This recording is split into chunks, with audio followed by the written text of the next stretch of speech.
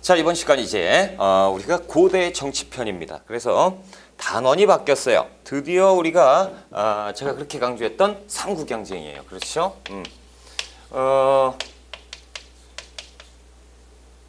여러분들께서 굉장히 어려워하시는 부분이 들어왔습니다. 삼국경쟁하면 일단 우리가 머릿속에 딱 떠오르는 고구려, 백제, 신라.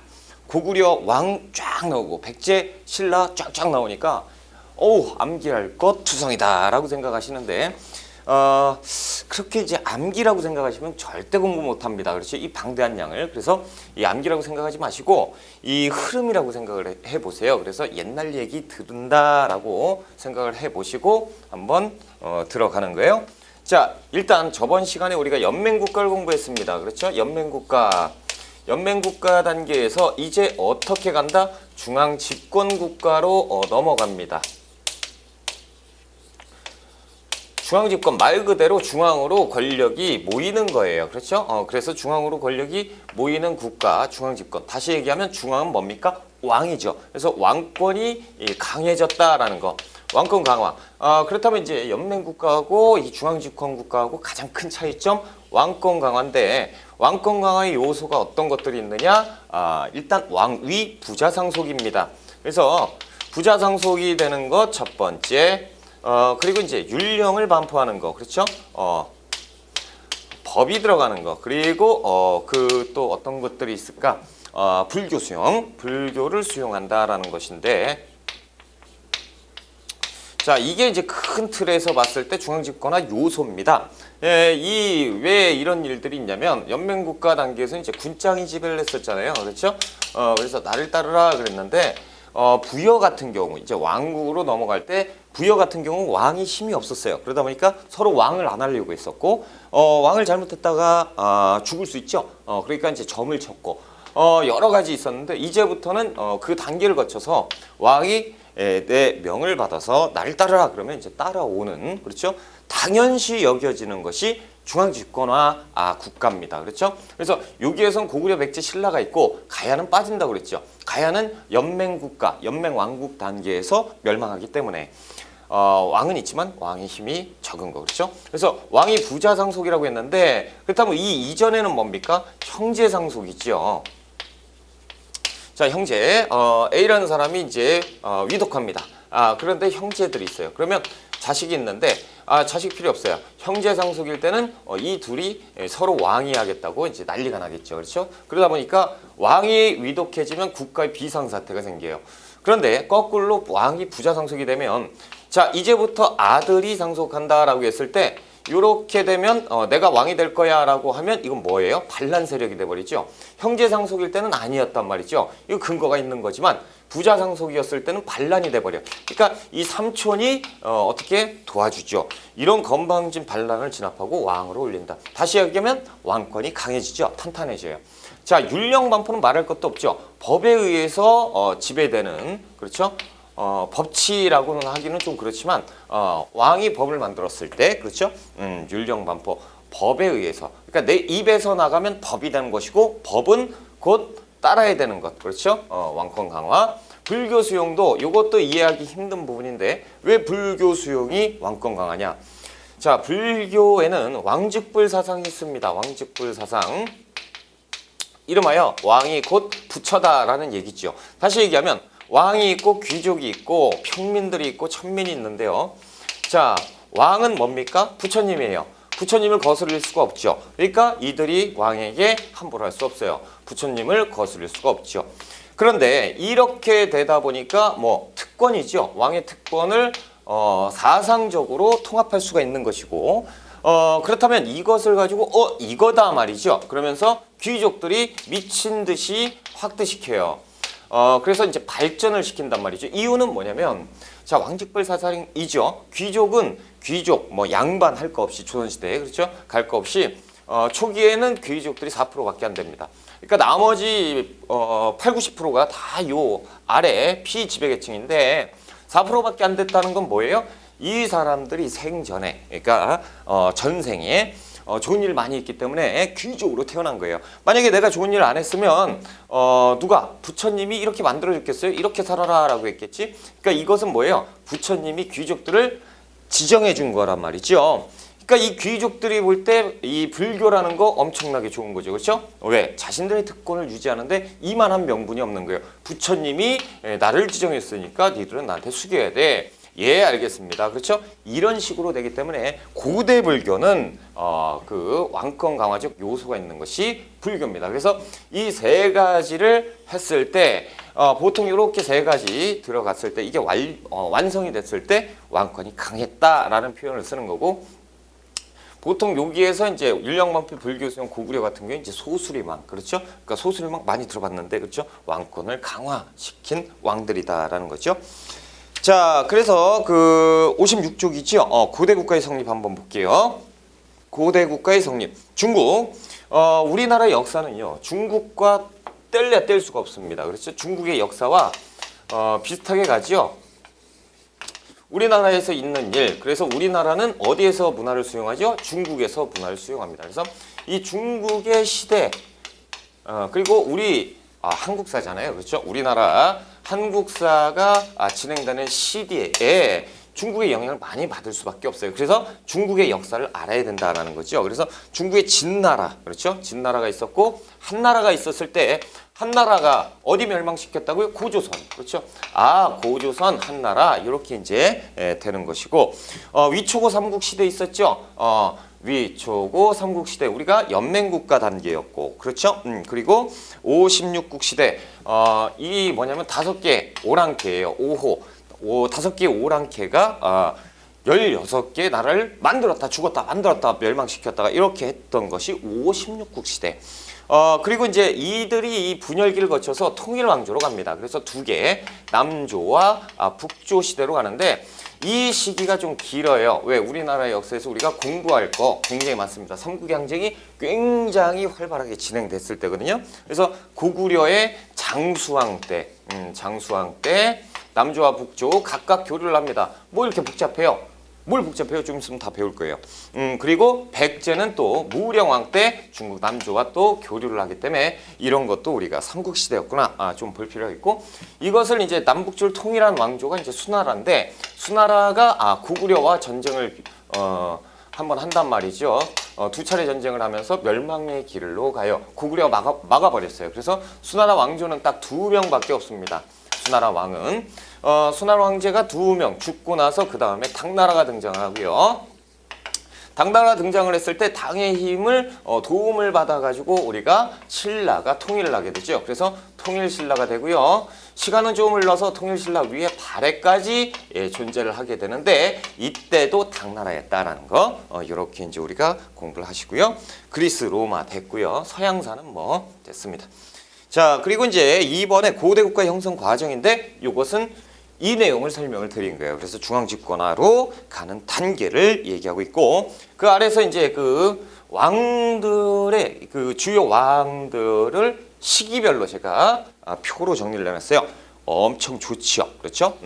자, 그렇다면 이제 고구려 백제 신라를 할 건데, 고구려 백제 신라 건국에 대해서 조금 볼 필요가 있어요. 건국은 일단 우리가 이제 우리나라의 역사서 삼국사기 기록에 의하면요, 어디가 먼저 건국을 했냐? 신라가 먼저 건국을 합니다. 신라가 먼저 건국하고 그 다음에 고구려가 건국되고 그리고 백제가 건국됩니다. 이것은 이제 삼국사기 기록인데, 삼국사기 같은 경우는 누가 썼어요?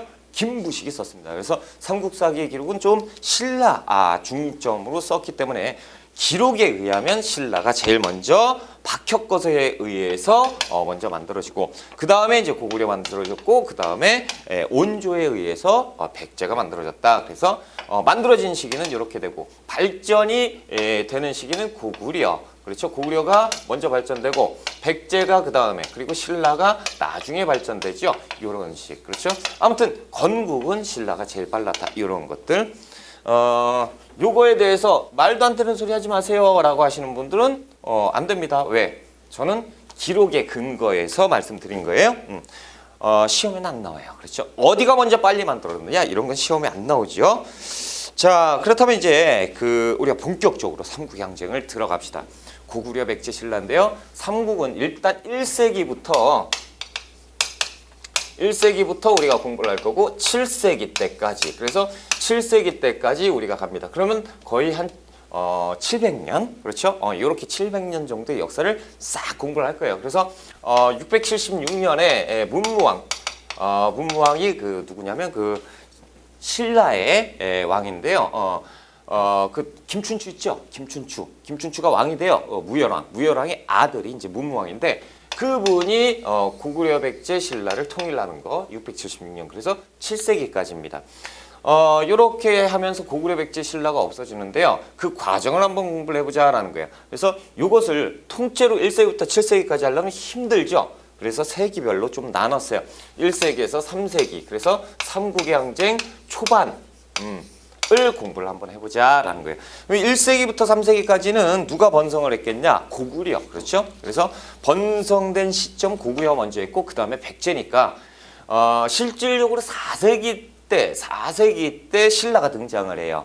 그러니까 이제 신라는 있었겠죠. 건국이 됐었으니까. 근데 이때는 뭐 신라는 애기였고 그래서 고구려 백제가 열심히 싸운다라는 거예요. 그래서 고구려 백제에 관한 내용만 공부를 한번 해보자.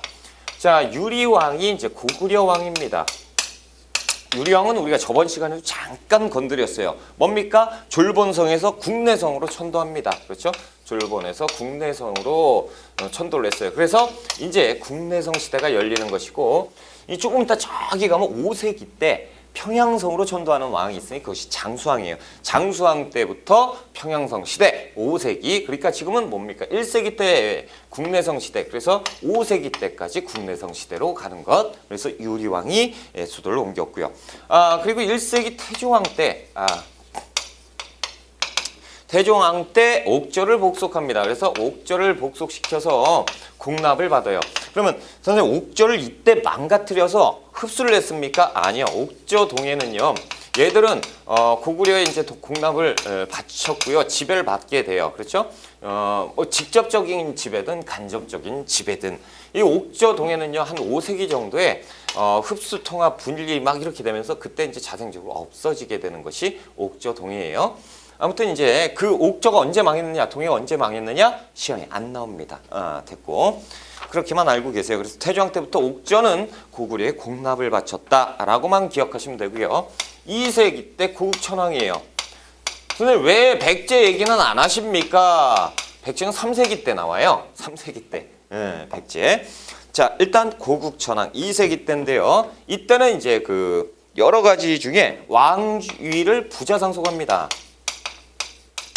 그러니까 이 이전까지는 형제상속이었나 보다라는 거죠. 이때부터 왕이 부자상속, 그러니까 이제 왕권을 강화하기 시작하는구나. 그렇죠?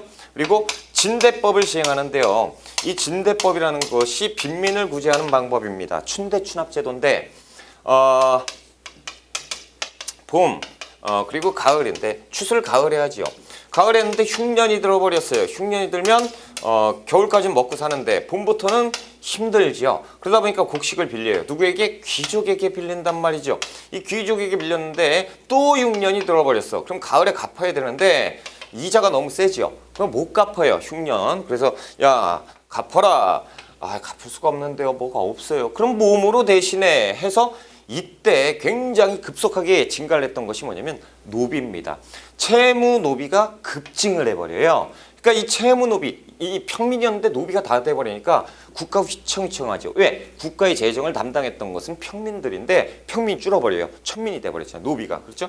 그러니까 이제 이때 고국천왕은 국상으로 을파소를 기용합니다. 을파소라는 사람을 국상, 그러니까 지금으로 하면 국무총리, 그렇죠? 총리로 기용해가지고 이 을파소가 이렇게 하는 게 어떻겠습니까? 진대법을 건의해요. 이것은 뭐냐면 귀족이었기 때문에 이런 문제가 생기죠. 이 귀족을 빼버리자는 거죠. 이걸 국가에서 하자 이거죠. 그래서 왕이 직접 빌려줘요. 그리고 무이자로 빌려주자라는 거죠. 그러면 무이자로 빌려주면 갚기 수월하겠죠. 그렇죠?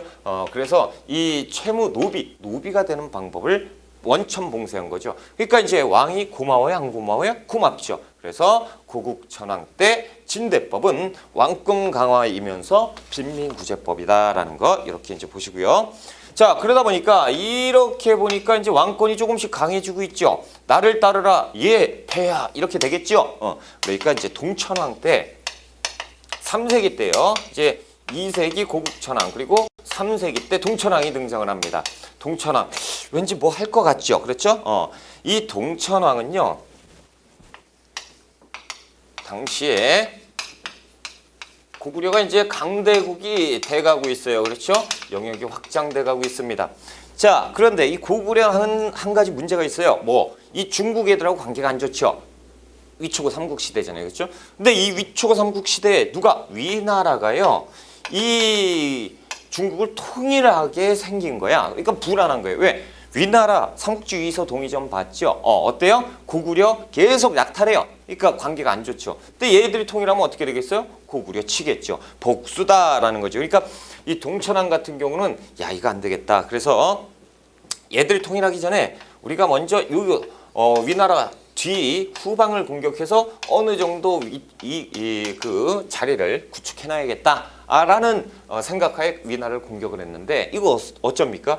위나라가요 거의 통일을 해가지고 안정기에 접어들었어요. 그러니까 이 위나라가 아주 니들 잘 걸렸어. 안 그래도 이렇게 됐는데 니들이 먼저 쳤지. 그럼 나는 니들 칠 거야. 그러면서 공격을 하는데요. 이때 왕이 동천왕이에요. 동천왕 동쪽 개울 동쪽으로 어디예요? 요동 지방으로 가게.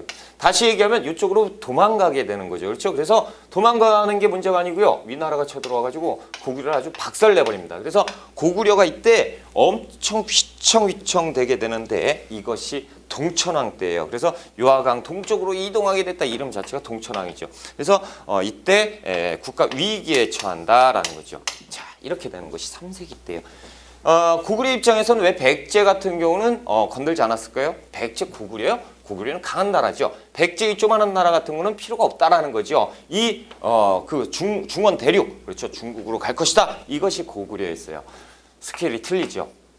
이제 백제로 갑시다. 이제 백제가 등장을 한다고 했죠. 3세기 때 고위왕이 등장을 해요. 3세기 고위왕 때 이 동천왕 고구려는 지금 미친 듯이 싸우고 있는데 백제는 편해요. 왜? 마한이었죠. 이 마한 지역이 이렇게 통합 가장 컸잖아요. 한강을 장악하고 시작을 했었고 이 고위왕 3세기 때 고위왕은 한강 장악한 상태에서 이름을 백제. 그렇죠? 그래서 이 백제에서 한강을 장악하고 그리고 마한 여기저기를 통합하기 시작합니다.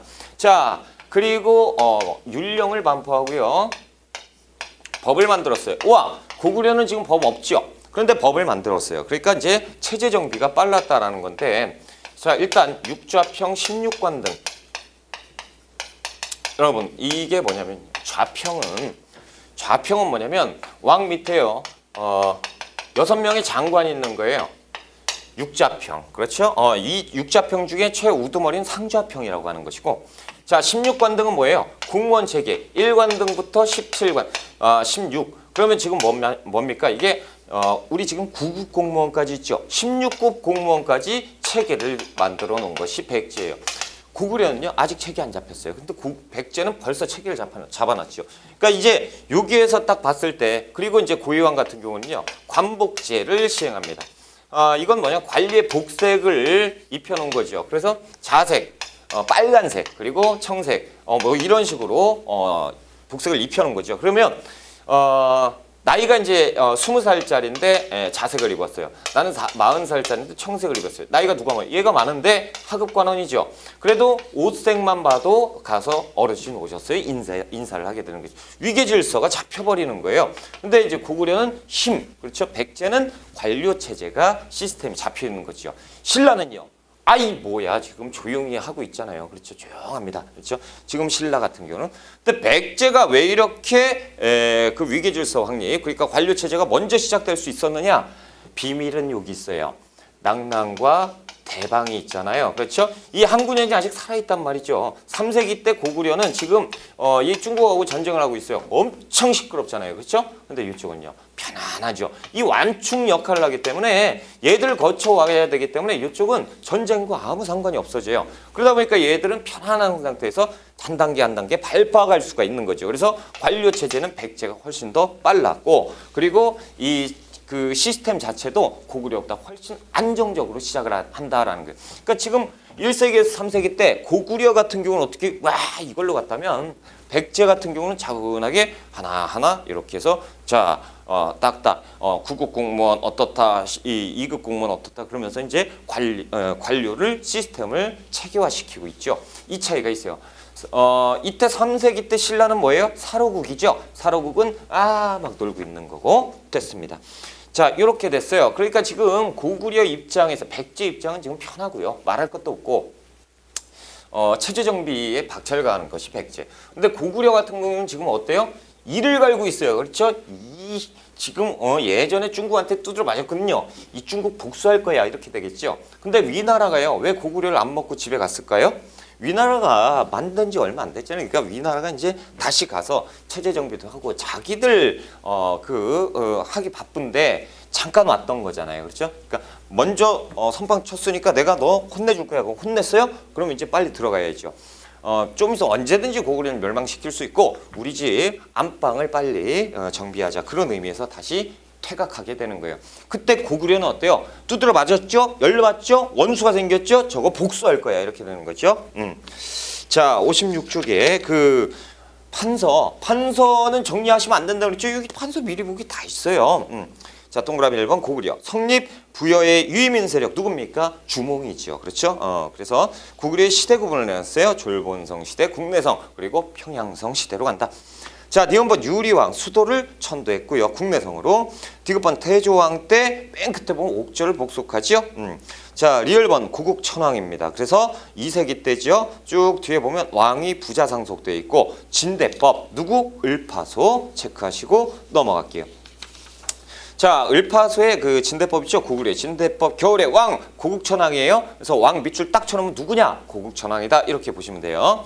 어째서 우느냐고 얘기하니까 신은 가난해서 품팔이로 어머니를 봉양했는데 힘들어 죽겠다라는 거죠. 그 아랫줄에 점점점. 이 왕은 소속 관리에게 명해서 매년 봄 3월부터 가을 7월까지 관청에 곡식을 내줘서 꼬아주겠다라는 거죠. 이게 뭐예요? 진대법입니다. 그렇죠? 을파소의 건의로 시행했다. 자, 미음범 동천왕인데 서한평 공격했지만 자 오히려 고구려가 공격했다고요. 그죠? 오히려 위나라의 침입을 받아서 동쪽으로 세력이 위축되었다라는 표현이 있고 자 동그라미 2번 백제죠.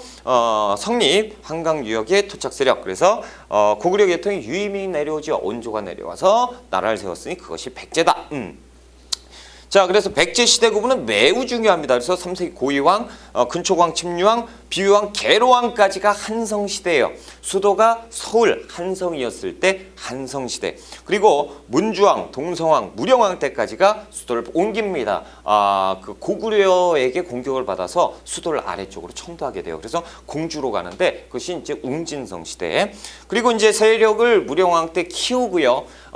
그 성왕이 등장을 하면서 이 고구려를 치겠다라고 하면서 평야지역 부여로 다시 수도를 옮기게 돼요. 그리고 고구려를 치게 되는 거예요. 그래서 이 시대 구분은 한성시대, 웅진성시대, 사비성시대를 다 기억해야 돼요. 어려워요? 괜찮아요. 차근차근 보시면 다 이해가 되실 겁니다. 자, 니은번 고이왕인데요. 한강 유역을 완전히 장악하고 법을 만들었어요. 육자편 십육관등제도 정비를 했었고 관복제도 도입했다. 자, 동그라미 3번에 신라예요. 끝에 보면 박석김, 그래서 박혁거세, 그렇죠? 그리고 석달해, 그리고 김할지, 이들이 교대로 왕을 차지하고 있었다라는 거죠. 왕권이 아직까지는 엄청 약하다라는 건데, 자, 이제 4세기에서 5세기. 자, 이때 삼국의 항쟁을 보자라는 거죠. 자, 정신 바짝 차리세요. 이때 엄청나게 복잡합니다. 격동의 4세기, 5세기예요. 아주 그냥 이때는 뭐 난리가 납니다. 자, 일단 차근차근히 갈게요. 4세기 들어왔죠. 고구려에 이제 미천왕이 등장을 합니다. 미천왕. 자, 미천왕 때는 그 동천왕이 위나라한테 두드려 맞았죠. 그러니까 이때부터 고구려가 이를 갈면서 복수의 칼날을 갈아요. 자, 내가 쳐버릴 거다. 자, 미천왕 때에 중국이요. 위나라가 또 깨져버리고 5호 16국 시대로 열려버립니다. 완전히 5호 16국만 나라가 만들어졌다 막 없어졌다 막 이 엄청난 격동의 혼란기가 있을 때 때는 이때다라는 거죠. 그래서 고구려가 중국을 공격해버려요. 그래서 결국에는 요동을 차지합니다. 요동을 차지해요. 야, 이런 쾌거가 있어요. 그렇죠? 그래서 예전에 두드러 맞았었는데 이제 정비해서 다시 한번 강한 고구려. 그래서 이제 요동을 차지하게 되는 것이 미천왕이에요. 우와, 그렇죠? 조금 그림을 이제 고구려가 예전처럼 강한 다시 고구려로 우뚝 솟아나게 되는 거죠. 요동도 차지해버렸습니다. 자, 그런데 중국은 어떻게 못해요? 왜요? 얘들 지금 바빠요. 56국 시대요. 막 나라 만들고 있는데 이 조만한 거 냅둬 그러면서 얘들끼리 싸우고 있죠. 그렇죠? 고구려 이 상황에서는 지금 기분이 좋다라는 거죠. 자, 요동을 차지했으니 이제 중국과도 견줄만 하고 자, 일단 여기에서 여기에서 스톱. 자, 지금 아래 보니까 안 그래도 중국 놈들이 쉬는데 누가 있어요? 낭낭 있죠. 대방 있죠. 이놈들이 뭔데 여기 살고 있어? 이것들 제껴. 그러면서 낭낭과 대방을 축출하게 돼요.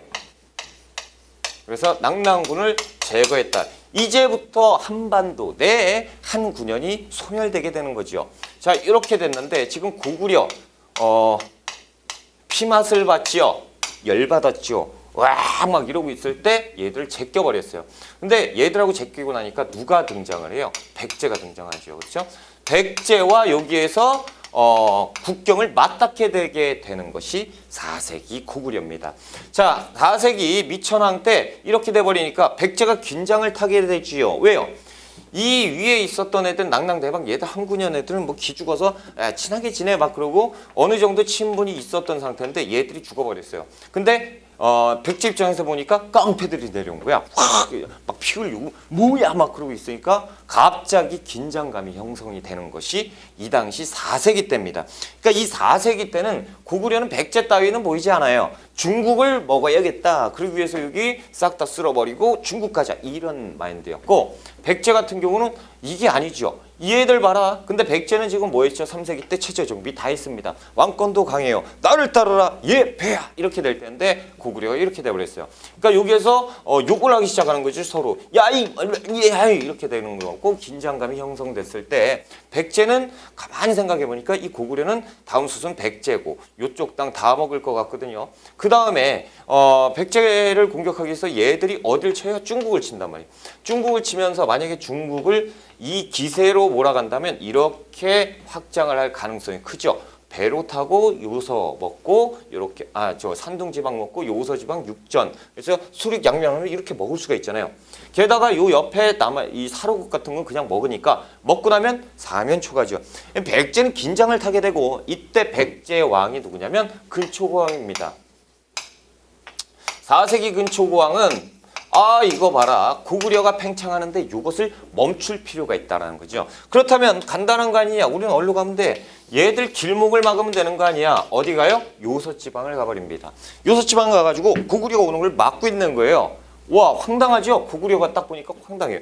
그러니까 이 중국 입장에서 백제가 이 고구려 짜증나 죽겠는데 백제가 길목을 막아주니까 얼마나 좋아요. 그렇죠? 그러다 보니까 친구야 친해지자 그러면 교류가 활발해지니까 요서 지방도 진출하게 되고 그리고 지금 보세요. 이거 뭐 타고 갔겠어요? 배 타고 갔죠? 이 백제는 해상 세력이 굉장히 강합니다.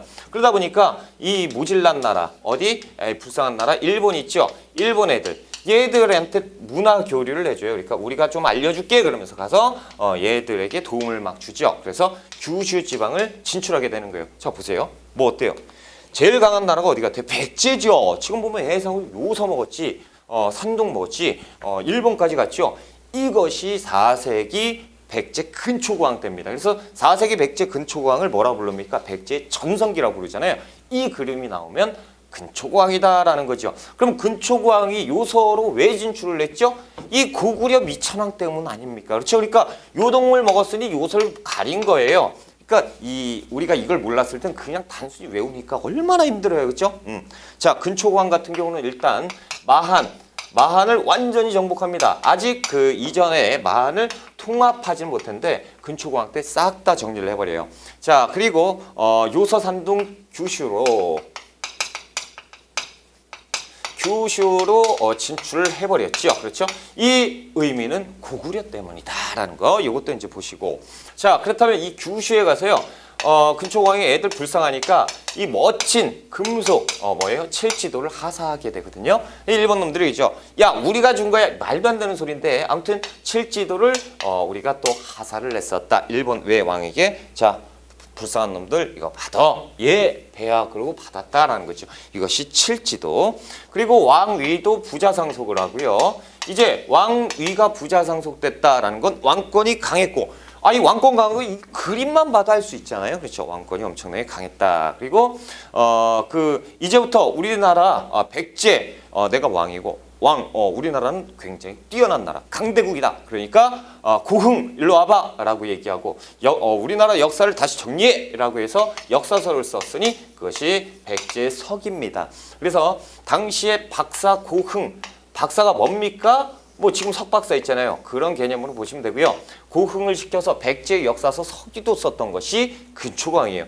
야, 강대국이죠. 그래서 백제 전성기라고 부르는 겁니다. 그렇죠? 자, 이렇게 됐고요. 자, 이렇게 됐을 때 이 고구려의 왕은요, 고국원왕입니다. 고국원왕, 완전히 호전적인 왕이에요. 엄청 싸움꾼이에요. 싸움을 엄청나게 좋아했던 왕인데요. 지금 미천왕이 요동 진출했죠. 낭낭 먹었죠. 자, 백제하고 경기를 맞닿는데 이 조그만한 나라가 덤비죠. 이거 걸리적거리는데 지금 이따위 거 볼 게 아니죠. 중국 칠라고. 그렇죠. 그래서 고국원왕은 군대 탁 양성해서 야, 우리 선왕께서 못 이룬 꿈을 이루자. 중원으로 가자. 라고 했더니 누가 막아요? 우습게 봤던 이 조그만한 나라가 막고 있잖아요. 백제가. 이것들 봐라. 이게 뭐하는 놈들이야. 그러면서 얘들부터 정리해야겠구나. 걸리적거리네. 그러면서 공격을 가게 되는 것이 고국원왕이에요. 야이! 그렇죠? 지금 수도는 어디죠? 국내성입니다. 국내성에서 공격을 가는 거죠. 백제 당시에 누구예요? 근초광이에요. 올 것이 왔구나. 내가 미리 준비하고 있었어. 엄청나게 강했죠? 자, 맞서 싸웁니다. 으아! 그래서 이때 황해도 지역을 놓고 맞서 싸우는데요. 자, 이 황해도 지역에서 근초광의 아들 근구수가 갑니다. 그래서 고국원왕과 근구수하고 맞짱을 뜨게 된 거예요. 자, 그런데 근구수잖아요. 아들이잖아요. 그러니까 고국원왕이 우습게 봐요. 아니, 어디 째까는 게 와가지고 야, 붙어. 그래가지고 붙었어요. 근데 고국원왕이 박살이 났습니다. 야, 이게 무슨 일이야. 그렇죠. 그래서 고국원에 깨졌어요. 그래서 야, 걸음아 날 살려라. 일단 피신. 그렇죠. 후퇴하라. 그래서 퇴각을 하는데 이 백제군의 기세가 만만치 않아요. 막 쫓아온단 말이지. 그러니까 급한 대로 여기 중간에 있는 평양성에 몸을 숨겨요. 그런 다음에 아들아, 편지를 보내죠. 내가 지금 상황이 이러니까 나 좀 도와줘. 그러니까 이제 아들이 우리 아버지 큰일 났다. 우리 아버지 구하러 가자라고 하면서 이제 따그닥따그닥 가는데 근초광이요. 벌써 평양성을 포위를 냈어요. 포위를 한 상태에서 야, 나와 라고 얘기를 하는 거죠. 그러니까 고국원왕이 가만히 있는데 안 되겠구만. 성을 함락해. 그래서 성을 공격해서 결국에 고국원왕을 전사시켜버립니다. 이것이 엄청난 대사건이죠. 그러니까 근초고왕에 의해서 고국원왕이 전사돼 버려요. 야, 이거는 이제 삼국의 정세가 확 바뀌는 거예요. 자, 보세요. 고구려는 이 고국원왕 전까지 미천왕까지는 이런 나라였죠. 그렇죠? 중국 이놈 시키다 이러고 이제 아래 이건 뭐야? 까딱 발로 팡 차니까 날아가 버리고. 그렇죠? 이런 엄청난 강대국이었는데 조만한 나라 이거 뭐 무시하지 뭐 이랬던 나라가 지금 무시했던 이 근초고왕 조만한 나라 근초고왕이 고구려의 왕을 그것도 누가 왕자가 가서 한번 깼고 그렇죠? 그리고 마무리로 왕이 직접 가서 전사를 시켰으니 백제는 지금 기세가 하늘 찌르죠. 고구려는요 어때요? 야, 이게 지금 뭔 난리냐. 그렇죠? 거봐 싸움질만 하더니 이렇게 되죠. 왕권이 땅에 그냥 미친 듯이 꼬꾸라져 버리는 거예요. 그러면서 이제 이때 고구려는요 이 원수지간이 바뀌죠. 중국에서 이런 처죽일 조만한 나라 백제 이렇게 되는 것이고 백제는 지금 편안해요. 그래서 백제 다음 왕 침류왕 때요. 선왕이 뭐 모든 걸 거의 다 해놨잖아요. 그런데 여기에서 보면 그 이전하고 딱딱 봤을 때 뭐 법령도 정비했고 그렇죠? 왕권 강화 다 하는데 왕권 강화 요소 딱 하나를 못했어요. 그게 뭡니까? 불교입니다. 그래서 침류왕 때 불교를 수용해요. 편안하게 수용하게 되는 것이 이 백제 상황이죠. 그러니까 이것을 왜 이렇게 놨냐면요. 백제 때 4세기 근초광이 지도를 놓고요. 그리고 불교를 수용했다 딱 집어넣잖아요. 진짜 헷갈려요. 이거 조심하셔야 돼요. 그렇죠? 자, 그렇다면 우리 정신없는 고구려를 한번 봅시다. 고구려는 지금 중국을 찔러다가 어이없이 아래에 있는 조그만한 나라 백제한테 두드러 맞았거든요. 자, 그럼 뭐 해야죠? 당연히 소수리방 때 나를 따르라 공격을 하자 이거를 할 수가 없죠. 그렇죠? 나를 따르라 니나 가시오 이렇게 되죠. 지금 중요한 건 뭐예요? 왕권 강화고 이 국내 체제 정비 이것이 시급하죠. 그래서 백성들의 민생도 안정을 시켜놔야 되고 이것이 굉장히 시급한 과제였습니다. 그러니까 소수리방 같은 경우는 그래 전쟁하는 건 좋아. 결국에 우리가 전쟁을 해야 되는데 일단은 체제 정비부터 하자라고 해서 법을 만들고요. 율령을 반포하고 불교를 수용합니다. 그래서 불교를 수용하고요. 뭡니까? 왕권 강화죠. 그렇죠? 중앙으로 권력을 집권시켜야 뭐 민생 안정이 있고 뭐가 있을 거 아닙니까? 그러니까 왕권 강화하는데 박차를 가하는 것이 4세기 고구려 소수리망 때예요. 그래서 율령을 반포하고 불교를 수용하고 그리고 하나 대학교도 만드니 이름하여 중앙에 있는 대학교 태학입니다. 지금의 뭐 서울대 그렇죠? 그래서 율령불교 태학 이렇게 만들어 놓고 교육도 시켜요. 그렇죠? 우리나라가 이렇게 무식해가지고 안 된다라는 거지 공부돼야지 어떻게 싸움만 하고 있는 그러니까 사람들이 우리 보고 전 세계가 무식하다고 그러는 거 아니야? 공부하자. 그래서 율령불교 태학 엄청나게 중요합니다. 하나의 단어처럼 4세기 소수리만 꼭 외우세요.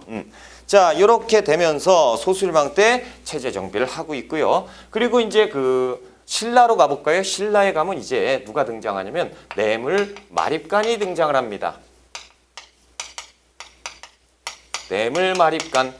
이상하죠? 마립간이에요. 그렇죠? 왕입니다. 마립간 이 4세기 때인데요. 신라는요. 4세기 때 이 이전에 뭐예요? 박석김이 막 교대로 하고 뭐 왕권 그런 게 어디 있어요? 지금 애기인데요. 그렇죠? 왜 그도 그럴 것이요. 신라는 태백산맥하고 소백산맥하고 가려 있어가지고 교류가 활발하지 못했거든요. 그러니까 자생적으로 토착 세력끼리 이렇게 힘을 다투고 견주고 있을 때요.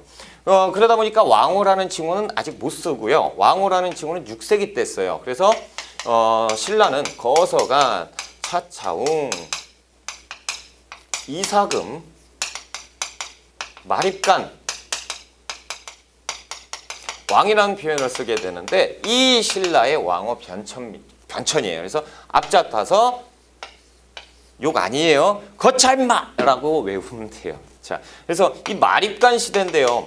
우리가 이제 삼국유사의 내용에 보면요. 뇌물왕 때부터 마립간이라는 표현을 썼고요. 그리고 지증왕 때, 6세기 지증왕 때까지 마립간을 씁니다. 그러니까 실질적으로 왕호를 썼던 거는 6세기예요. 그러니까 아직도 200년 전이죠. 그래서 마립간이다라는 거예요. 마립간의 뜻은 대군장이라는 뜻입니다. 선생님은 왕이 아닌데요? 왜 왕이라고 불러요? 보세요. 왕 하다가 여기에서 또 마립간 그러면 왕이 싸웠는데 마립간이 또 싸웠다 헷갈리죠. 그래서 편의상 그냥 왕이라고 통칭하는 것이고 원래 표현은 뇌물 마립간이 맞아요. 그런데 이제 6세기 때 왕으로 쓰지만 그냥 우리가 왕으로 합시다라는 거예요. 백제는 더 골치 아파요. 그렇게 해놓으면 왕 이전 그러니까 그냥 왕호 이렇게 그냥 편의상 했다. 더 이상 깊게 들어가면 머리 빠개져요. 그렇죠? 여기에서 이제 스톱하시고. 그래서 이때 김씨가 왕위를 세습합니다. 그러니까 김씨가 세습하잖아요. 김씨. 지금 부자상속인데 지금 성씨로 왕이 되고 마립간을 사용했다라는 거예요. 자, 이때 드디어 등장하는 것이 광개토대왕입니다. 자, 우리 광개토대왕 이름에서 벌써 뭐가 나와요? 대왕자가 나오죠. 자, 광개토대왕은 우리가 아는 것처럼 만주벌판을 그냥 휩쓴 왕인데요. 왜 그러냐 보자라는 거죠.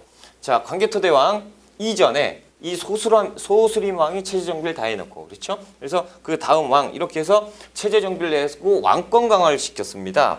이제 광개토대왕 같은 경우는 선왕의 복수를 할 필요가 있다라는 거죠. 자, 그래서 어딜 치겠다는 거예요? 이것들 다 없애버려야겠다라는 생각을 하겠죠. 그렇죠? 그래서 이제 광개토대왕, 이 담덕인데요. 담덕이가 왕이 되는 그 해 군대를 이끌고 쳐버립니다. 왜 쳐버리는데 이때 당시에 이제 백제의 왕은 아신왕이에요. 여러분들 이제 아신왕은 생소하시죠? 모르셔도 됩니다. 아신왕인데 아신왕이 고구려 때 이 고국 원왕하고 성격이 좀 비슷해요. 좀 호전적이야. 근데 광개토 담덕이 오니까 이 담덕이 좀 정신 못 차리고 우리 이런 나라인데 말이야. 그렇죠? 가자 그러면서 이제 맞서 싸우는데요. 이때 박살이 납니다. 아신왕이 그냥 광개토대왕에서 박살이 나는데 이때 광개토대왕은 쳐놓고 박살 내놓고 다시 올라가요.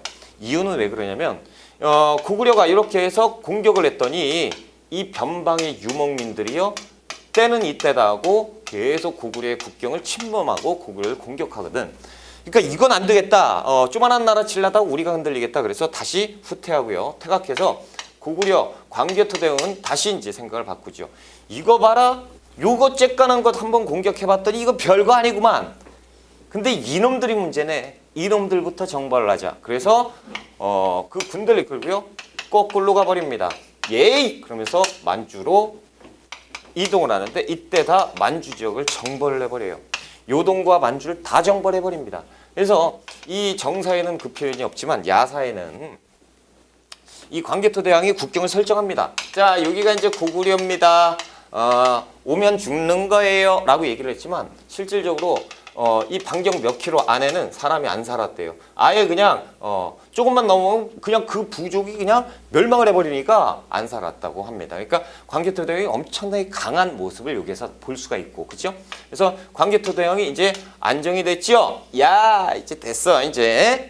자, 천천히 가서 이것들을 밟아버리자. 그러면서 대거 백제를 공격하게 되는데요.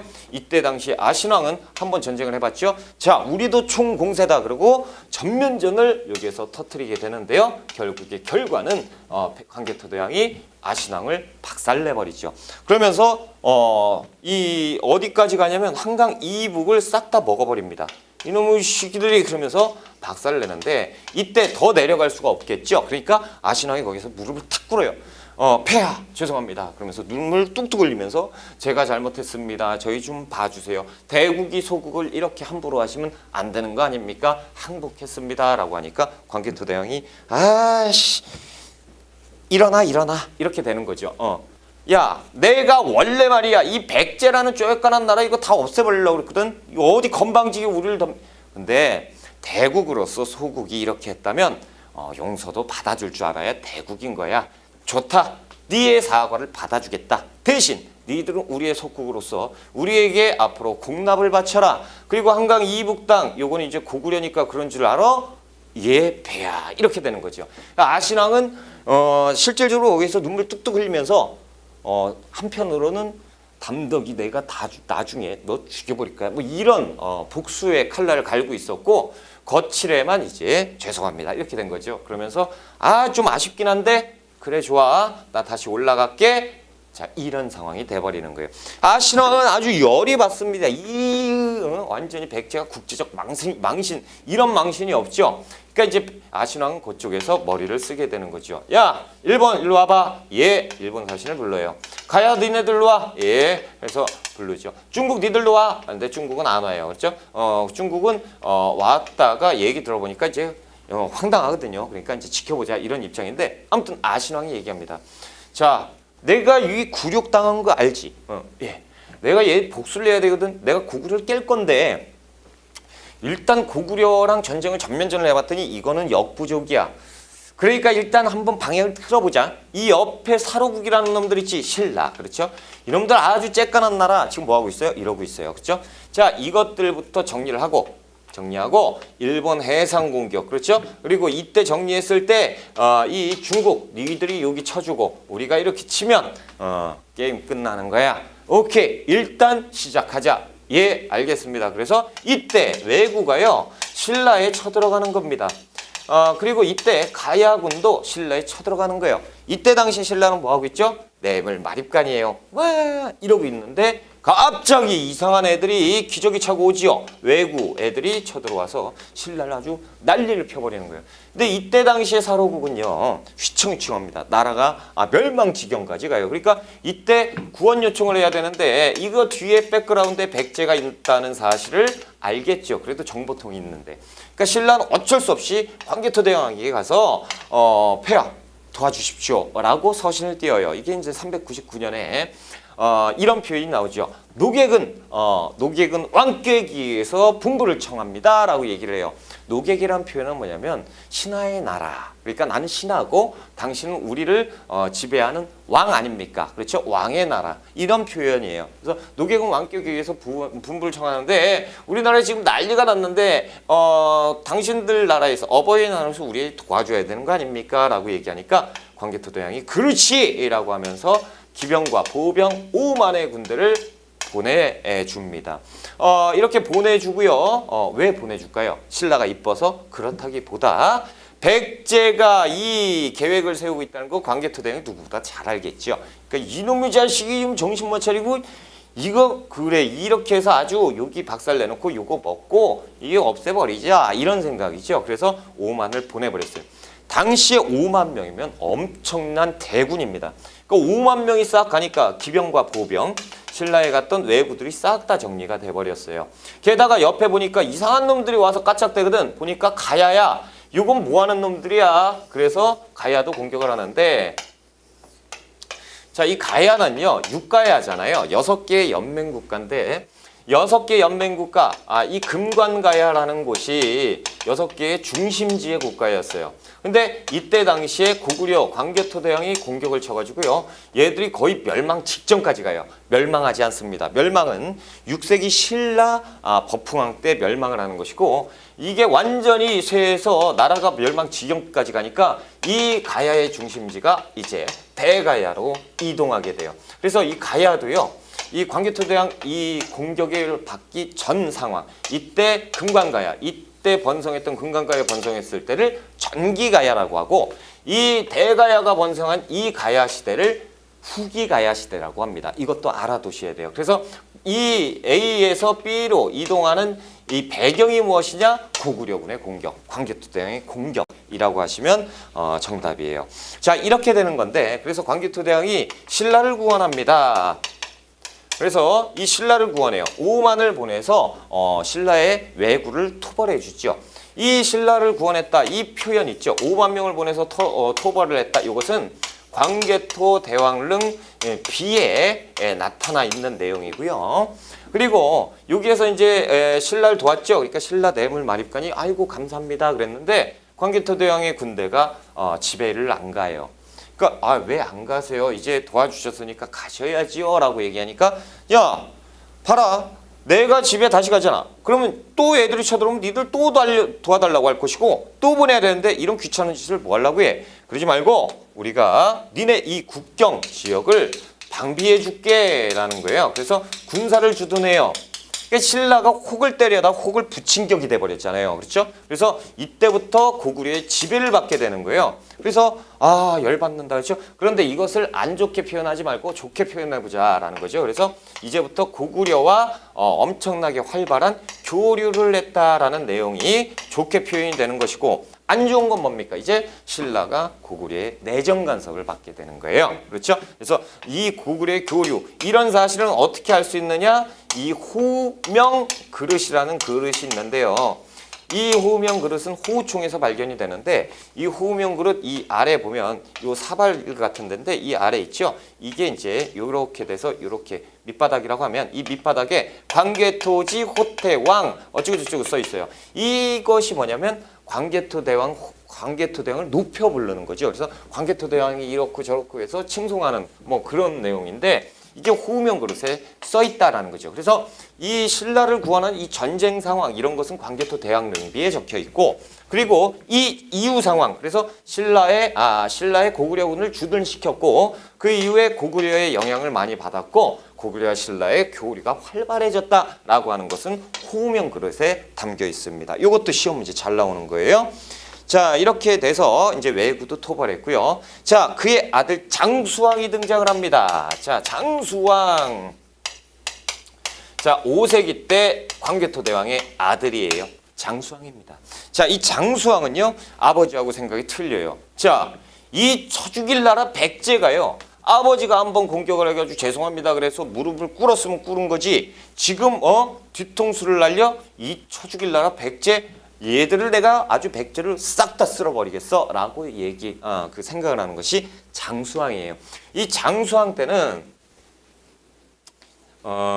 중국 상황도 보실 필요가 있습니다. 자, 이 장수왕이에요. 이제 장수왕이 됐는데 장수왕 같은 경우는 이제 신라는 건드릴 필요가 없죠. 어차피 뭐 이렇게 돼 있잖아요. 그렇죠? 그러니까 이 백제를 정벌해야겠다. 확 치면 되는데 치려고 봤더니 이 군대를 움직였더니요. 여기에서 욱 하고 움직입니다. 항상 중국은 고구려를 견제하지요. 군대가 움직여요. 이게 이도 그럴 것이요. 그 중국이요. 분열기였다가 통일기로 바뀌어요. 그래서 중국이 남조와 북조로 통일이 돼 있는 하여튼 뭐 두 가지지만 통일기예요. 그죠? 통일했어. 남조와 북조 이렇게 두 가지의 나라로 바뀌어 버렸습니다. 그러니까 이제 안정기죠. 근데 전쟁하려고 갔더니 군대를 옮겼더니 여기가 비니까 애들이 고구려 치겠다고 넘어오잖아요. 그러니까 안 되겠다. 잠깐. 계획 수정 이렇게 되는 거죠. 그래서 장수왕이 머리를 쓰는데요. 가만히 있어보자. 어떻게 하지? 아무래도 백제는 남조하고 좀 친하잖아요. 그죠?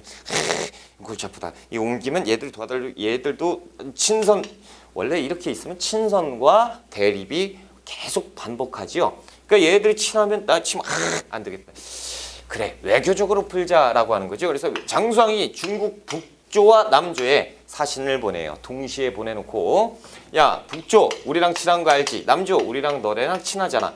남조에 가서 그러죠. 북조가 나의 적인 거 알지? 그래서 난 너랑 친구하고 싶어. 북조 우리 국경 막 땄으니까 잘못하면 적이 되잖아. 그러니까 친하게 지내자. 이런 식으로 가고 그러면서 이제 친교 관계를 맺고 북조와 남조에 각기 교류를 한다라는 거죠. 북조에 가서 그래요. 야 니들 큰일 났어. 남조가 니들 칠라 그래. 나 남조랑도 친하잖아. 북조에 똑같이 얘기해요.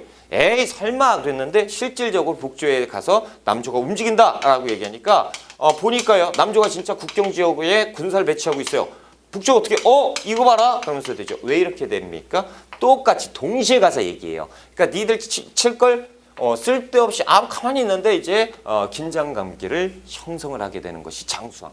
머리 잘 쓰죠. 자 이제 장수왕은 됐어요. 군대를 옮겨보니까 얘들끼리 바쁘죠. 신경을 안 씁니다. 자 이제 됐네. 내려가자. 백제를 쓸어버릴 건데 우리 아버지의 최대 단점이 뭐냐면 좀 거리가 멀었어요. 그러니까 수도를 옮기자 라고 하면서 수도를 옮깁니다. 이게 이름하여 평양성으로 천도하는 거예요. 평양성으로 이제 천도해서 이제 평양성 시대가 열립니다. 427년에 평양성으로 천도를 하는데 이 천도하는 순간 이 백제와 신라가 긴장을 타게 되는 거예요.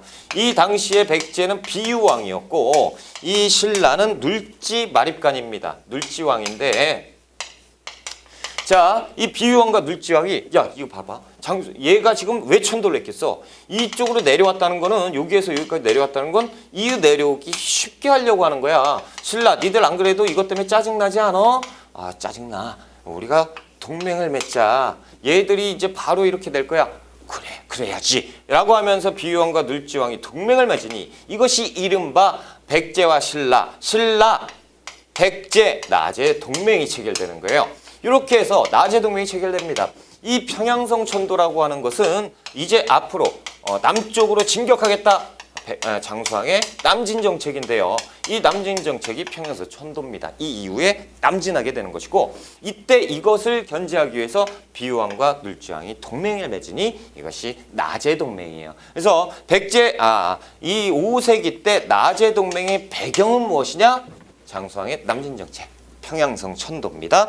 이렇게 되는 거예요. 아니나 달러. 자, 장수왕이 평양성으로 천도하면서 이 이후에 바로 백제와 백제를 공격하게 되는 거예요. 이때 백제와 신라가 열심히 맞게 되는 거지요. 이런 형국이 펼쳐지게 됩니다. 자, 그리고 이때 백제를 치면서 아예 그냥 한강 아까 아버지가 그러니까 광개토대왕이 한강 이북까지 이렇게 먹었었잖아요.